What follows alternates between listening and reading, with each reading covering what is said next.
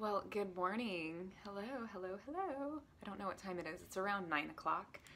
And today I'm going to be talking to you about making space for imperfection without anxiety about imperfection is what I'm calling to the topic of today's talk. And so I'm going to speak specifically to anxiety, since many of you on the thread mentioned that you wanted some help with this. And some of you even mentioned debilitating anxiety. So if you struggle with this, like many of you are, then hopefully my deepest intention this morning is that this video bring you some ease and some peace and some hope, and some insight. So before we dive into the content of today, hello, hi Kathleen. When you guys are popping in, if you could just say hi, and I know you're here, and that just helps us create this sweet collective sort of circle of a gathering so that we can share in the healing together. So before we dive into the content, again, today's talk, this morning's quick talk is going to be about without anxiety about imperfection. So I'm going to be talking specifically to anxiety, since many of you seem to be, and myself included, I am no stranger to anxiety, and I'll talk a little bit more about that in a moment. So, but before we dive into that, let's just take a moment to settle in. And I know I'm starting a little earlier than I thought I would, so likely there's going to be more people popping on in a little bit. But we'll just go ahead and begin here, just sort of grounding in. So we'll take a deep breath in through our nose. Exhale, sigh it out. And again, deep breath in through the nose. Let it go. One more like that. Deep breath in, sip it in, and hold at the top. And let it go. Opening your eyes. Good. Set your intention here. So we'll set our collective intention to receive whatever you're needing to receive today from this teaching. Whatever you're needing to receive in order for you to really trust and live from your most authentic true self. And that's like what we're all longing to do. Actually, that's why you're here. Whether you know it or not, why you're even on this call or interested in this topic is because you're wanting to realize the joy and the vitality and the purpose and the clarity and the peace that are your birthright. And it's not that these things aren't here, but it's that there's layers or sort of veils covering them over. You can think of like a diamond that's quite dirty. And so through these teachings and through the things we talk about and the practices that you can do, these are just simply to sort of remove the dust, to remove the what's clouding over your brilliance. And so right now you can just let yourself settle into your belly. Like I'm doing it right now. Just let your awareness drop down out of here, right into your low belly, about 2 inches beneath your navel. And as you do that, sense that you can stay connected to your belly as you're listening to this. So without anxiety about imperfection, without anxiety about imperfection really means anxiety's normal. Like, first thing I want to just say is let yourself off the hook. Because often what keeps us, hey, as you're coming on, if you could just say, hey, hi. And you might be saying hi and I can't read it. Hey, hey, hey. Hi, everyone. Just starting to pop on now. So just say hi to me. And I apologize if I can't read the feed because I can see when the people are joining, but I can't see any comments. So if you're making comments and I'm not saying anything, it's because I can't see them, and I'll figure that out later. But welcome. We're going to be talking today about anxiety, since so many of you seem to be struggling with it, especially, there's some of you that mentioned you have debilitating anxiety, so I really wanted to speak to that. Hi, Nita. Welcome. And so the first thing I wanted to mention is that what causes so much suffering in relation to anxiety is our belief that we shouldn't feel that way. When I was about 26 and I was going through a really dark time in my life and I was having panic attacks and I was like honestly scared shitless, pardon my language, I was getting to the point where I was like, I'm afraid to leave my house. Like it was that debilitating. And I recently started my meditation practice. And you know, anxiety has been with me, has been a friend on my path. And notice I call it a friend. Okay? So it's giving you a hint as to what the talk is kind of the direction of the talk's going to go into. Is that we often make an enemy of anxiety or fear. And in doing so, we actually make it worse. We strengthen it and we wrestle with it. And so I'm gonna get back to my story. So I had struggled with anxiety my whole life, kind of off and on in varying degrees of intensity. And when I was about 26, I found meditation practice, and I was really in a place of wanting to heal and to move beyond my fear, because I knew I could feel it was really holding me back. And I was just so lonely and afraid, you know, as I look back on that time. And my teacher told me when I first started working with him, I was like, "Hey Terry, welcome." I was like, how do I get over, and I was talking on the phone because that's what we would do. He lived in the Bay Area at the time. And I'm like, I don't know what to do with my fear. Like, I can't meditate. I'm so freaking afraid. And I remember he told me, "Oh yeah, Karina, make space for your fear. Give your fear permission to be here."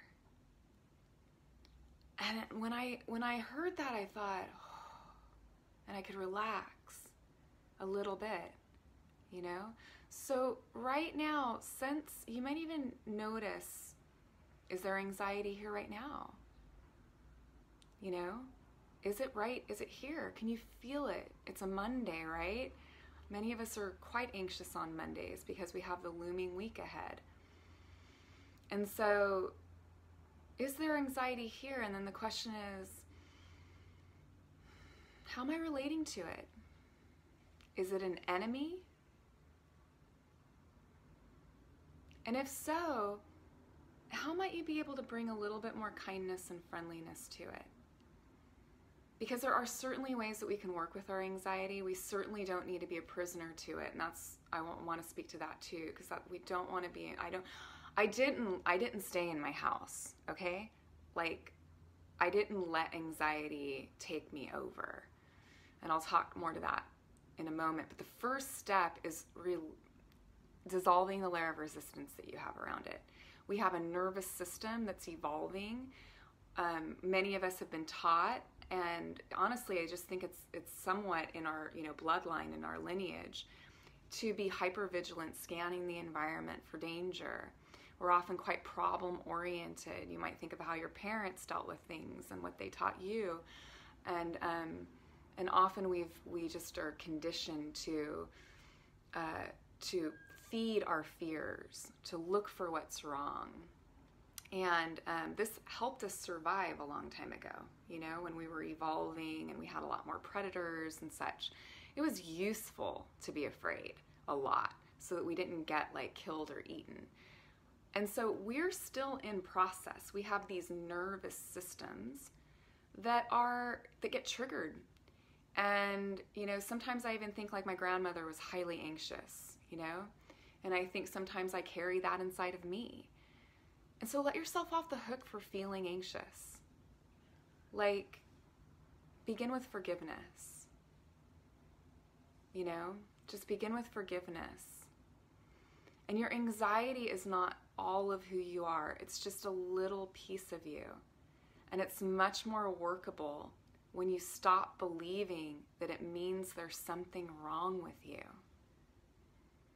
Because what really causes the most suffering with this, I think, is that belief that it means there's something wrong with us. You know what I mean? Like, you go somewhere, you feel like you shouldn't be feeling anxious, and anxiety comes up, and then you think, what's wrong with me? And that just will that keeps that just builds it and builds it and builds it. And, you might have a panic attack or something like that, and then, so it's normal, it's workable, and there's nothing wrong with you for being anxious. So forgive. And then I hope this is helpful. And normally I can see like hearts or something like that. So I know that it's landing for you somehow, but for some reason all I'm seeing is when people join, but I'm not seeing any comments. So I'll have to look at that later. But hopefully that's landing with you and that makes some sense. And then to the one within you who's like, it's not okay with me, forgive that part of you too. No one likes to feel anxiety. It's uncomfortable, right? It's uncomfortable. So part of our practice in working with anxiety, it's actually quite workable, and anxiety can be a friend, believe it or not, on your path. Just because anxiety typically points to old beliefs that are attached to negative emotions that we don't want to deal with. And so we push it down, and in the pushing down anxiety actually helps to keep kind of our guard up, and that guard that we keep up is often covering over a belief system that's old and outdated and emotions that we've been too frightened to feel in the past. And I'll get to that in a moment. But the first thing we want to do is just forgive. Give anxiety space. I've yet to meet anyone who doesn't have it. And I have yet to meet anyone, especially people who are really on purpose in their life and like living amazing lives, they all have fear. When we're pushing our boundaries and we're opening up to new things, like it's just natural to feel a little fearful or anxious, And so without anxiety about imperfection, the imperfection being that we have some anxiety and it's really okay, and like it doesn't mean anything's wrong with you. So now that we have some space for anxiety to exist, anxiety doesn't need to keep you from living your life. It really doesn't. So the next step at some point, is to start to inquire. So curiosity. Forgiveness is important. Curiosity is also really healing for anxiety. Let your anxiety be sort of an invitation to explore, what is it believing? So take a moment. Like when I was a little nervous about coming on this call, honestly. And when I asked, well, what is this fear believing? It was that I would screw up. Hey, Nancy, welcome. That I would screw up and like I wouldn't, be able to give you the message that you're needing to hear today, right? So I asked myself when I noticed the nervousness, well, like what is this fear believing? And so that question, what is the anxiety believing? Like right now, if there's something you're anxious about, is there a meeting coming up later on today? Is there something that from the week coming up that you're like, yikes, is it whatever your thing is? But sense even right now, if there's something you're feeling anxious about, and ask, what is it believing? It's likely some form of something bad is going to happen and I'm not going to be able to handle it. And this is important to uncover, because once we start to just get clearer about what's really happening, anxiety tends to be soothed, especially if we can get it out of our mouths onto paper or out loud to a coach or a counselor or a trusted friend, So just start to name, what is it? What is the anxiety believing? It may not be situational. It may just be a general sort of belief about you, that you're bad, or that you're not worthy, or you're not good enough, or that you're a fraud, or you're a fake, or you're a phony. So let's start to get a little clearer about what anxiety is covering over. And as soon as you can start to get some clarity about what it's believing, typically that opens up some space for some solution and some possibility. Good. And then another thing to be curious about is there are often emotions that anxiety is covering over. So as you name what the anxiety is believing, you're not going to cut it, things aren't going to work out, you're really, really a bad person and everyone's going to see that. I mean, just, it's, you know, but start to ask. Rather than run away from your anxiety, start to meet it like a friend, like, hey, you know, let me ask you what you're believing. And then when you start to do that, you might come into some emotions under it. Anger, sadness, irritation, you know, restlessness. For a lot of people, once we can kind of remove the resistance and we can start to inquire, many people's hearts begin to open, because I do this work a lot in my private work with people. And I see it happen over and over again. When we just soften the layer of anxiety, then the heart feels okay to open, and it's okay to feel some of the feelings that we've walled off against. A lot of us are totally freaked out about just simple things, simple emotions like sadness and anger, and, you know, those are, you know, some the two that are coming to me. But grief, you know, are emotions that we are so frightened of. You know, anxiety keeps them locked, you know, down. But when we can start to open it, air it out a bit, the emotions can come up, and maybe you need a good cry. Maybe you need to acknowledge that you're really angry. Notice where you're feeling it in your body. Because another piece of curiosity, and it's not really curiosity, this is coming over into presence now. So something that we really, really, really need to do so that anxiety does not debilitate us, you guys, because you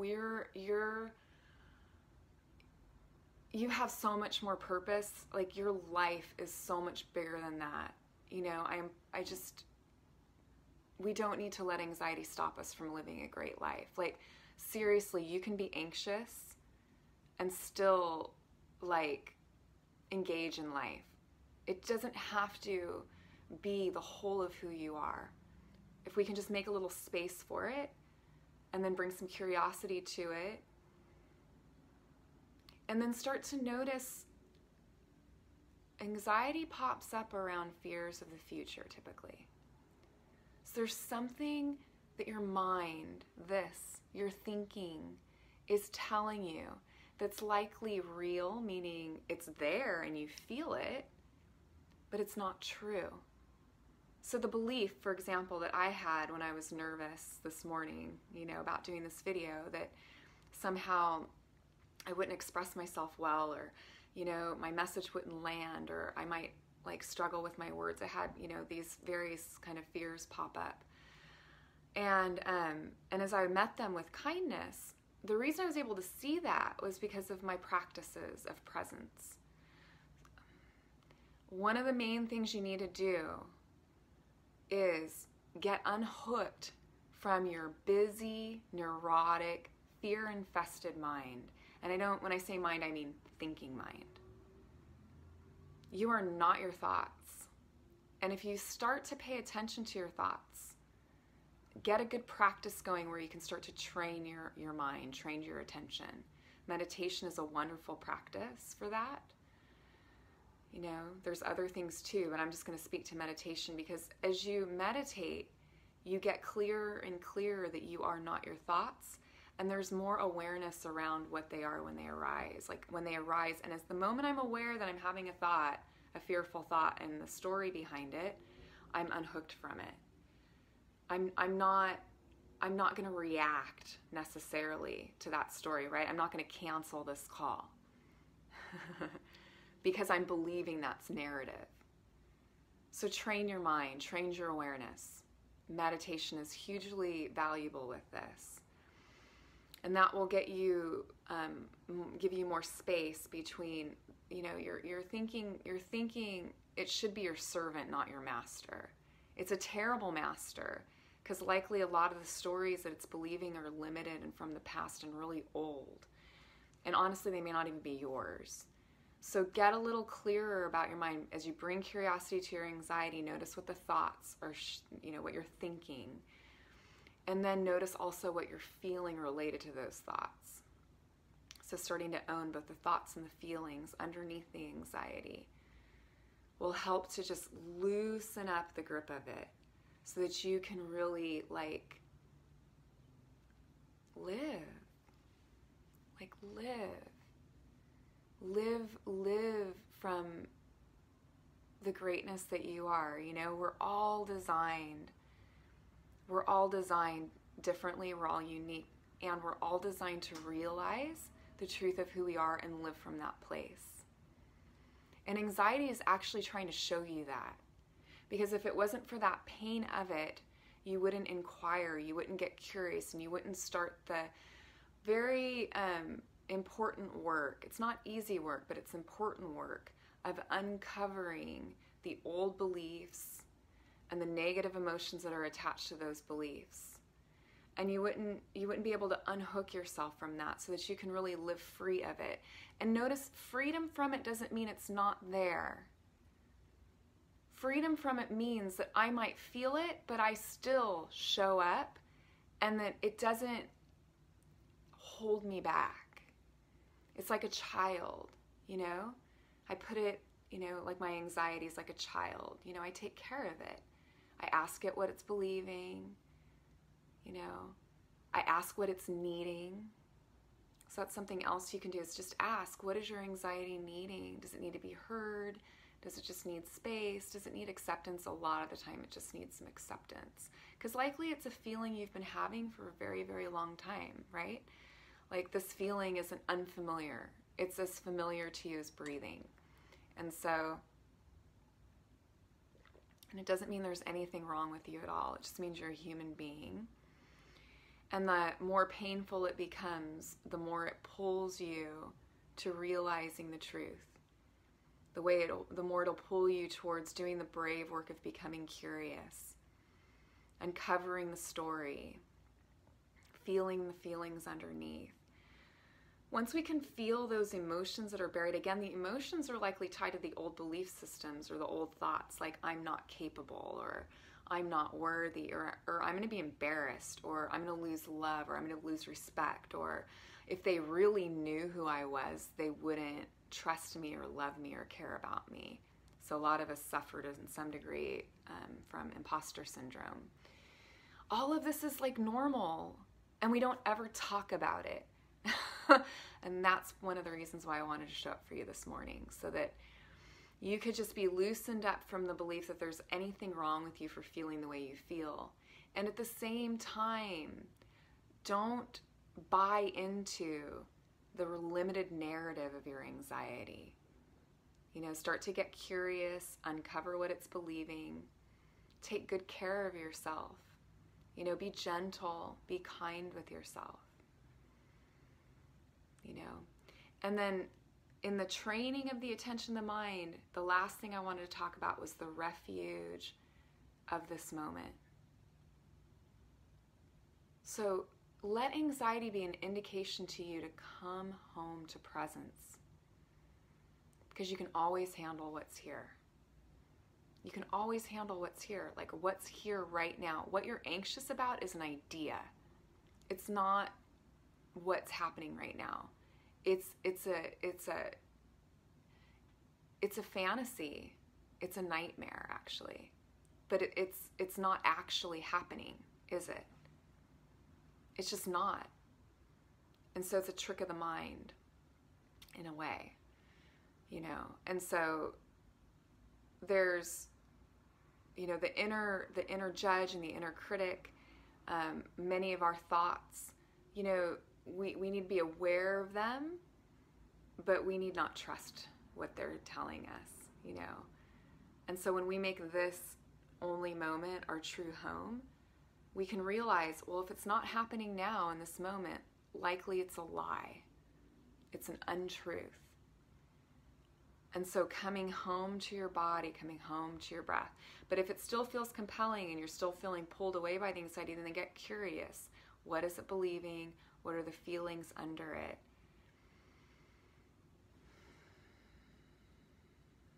And then moving forward with confidence, with faith. You're not alone. Lean on your faith, whatever that is for you. Whatever you believe as being the source of your life, whether it's God or source or universal love or the goddess or a creator. Something beats your heart and breathes your breath and rises the sun in the morning and sets it at night, and you have nothing to do with that. Trust that wisdom. Trust that wisdom. It will always uphold and take care of you. And we're always in much better positioning with that when we're just present. When we're here. Let this only moment be a refuge. Trust it. Trust it. Trust it more than the nightmares that your mind is kicking up. You know, it's as if we can worry about something in the future, somehow we're going to keep it from happening. And it's bullshit. It's not true. You know what I mean? Your worry doesn't help. It doesn't solve the problem. Though there's that belief there, there's that hook in there. So we're just starting to dismantle all of this a little bit. So I hope that's helpful. I hope that served you. I'd love a like or a comment below this and let me know if this was helpful for you today. And even from this point, from this video moving forward, be in your body, be with your breath. Drop into your belly center beneath your navel, because that's a center point of gravity and it's far away from your thinking. You're going to be less likely to get hooked by your anxious, fearful thoughts. And it's like there's so much more to you, and you can trust that. Trust this moment. It's your true home. And trust that there is a source far beyond you that's also within you, that's available to guide you, should you be willing to surrender to this only moment. Faith, trust, kindness. So again, just like or comment this video. Let me know if it served you. I hope this was worth your time, and if it was worth your time, it's worth mine. Yeah. If you're interested in going further, it's really helpful to have a guide. I highly suggest, especially you guys who are talking about having debilitating anxiety, please get a coach, a counselor. You need someone to talk to help you see the forest through the trees, so to speak. You can't do this alone. I didn't. And I, obviously do this work. So if you're called, if what I am saying resonates with you and you've thought about working with me before, I'm enrolling for my program called Radical Self-Love right now. My enrollment closes at the end of next week.